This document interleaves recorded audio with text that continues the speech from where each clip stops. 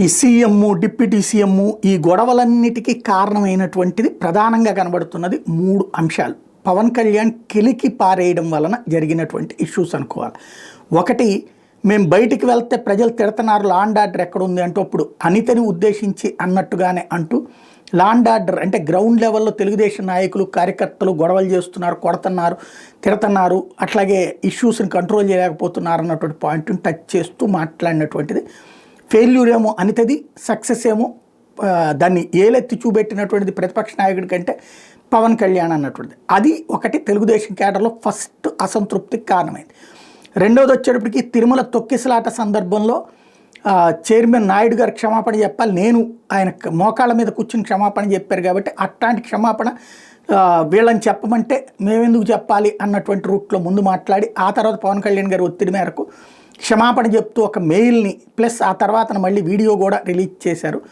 ఇది పవన్ కళ్యాణ్ రెండు చేతులు ఎత్తి క్షమాపణ అడిగినటువంటి సందర్భంలో ఆయన నోటితో చెప్పినటువంటి సిచ్యుయేషన్. అక్కడికే ఒక అసంతృప్తి, ఎందుకు క్షమాపణ చెప్పాలి అన్నటువంటి కోణంలో నుంచి ఉన్నది.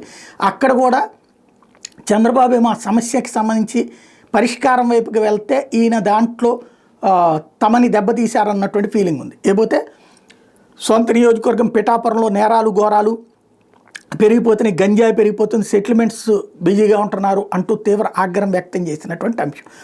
అది కూడా పవన్ కళ్యాణ్కి సంబంధించినటువంటి ఇష్యూలో ఇక్కడ అసంతృప్తికి కారణమైనటువంటి విషయం. వాస్తవంగా అయితే గనక పవన్ కళ్యాణ్ లెక్క ఎవరి తెలివితేటలు వాళ్ళకు ఉంటుంది. పవన్ కళ్యాణ్ ఆలోచన ఏంటి, తను చంద్రబాబు గారిని పొగుడుతూ ఉండటం ద్వారా తెలుగుదేశానికి సంబంధించినటువంటి సింపథైజర్లు తటస్థులని అభిమానాన్ని పొందడం, అలాగే లోపాలను ఎత్తి చూపెట్టేటటువంటి ప్రతిపక్ష పాత్ర ద్వారా జగన్ కంటే కూడా పవనే బెటర్ అన్నటువంటి ఫీలింగ్ వైఎస్ఆర్ కాంగ్రెస్ పార్టీ శ్రేణుల్లో తీసుకురావడం.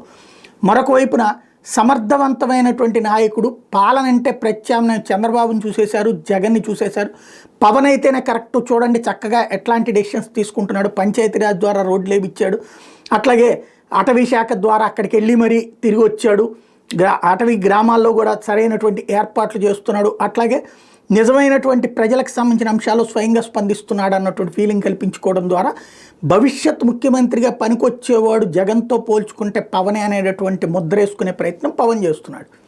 ఇది ఇక్కడ తెలుగుదేశం పార్టీలో అసంతృప్తికి కారణమవుతున్నటువంటి అంశం. అందువల్లనే ప్రారంభమైనటువంటిది డిప్యూటీ సీఎం లాంటి నినాదాలు. దాన్ని ఇప్పుడు ప్రస్తుతం చంద్రబాబు గారు కంట్రోల్ చేయమన్నారు అని ఆదేశించారు అన్నటువంటి నేపథ్యంలో ఏం జరుగుతుందో రాబోయే రోజుల్లో చూడాల్సి ఉంది.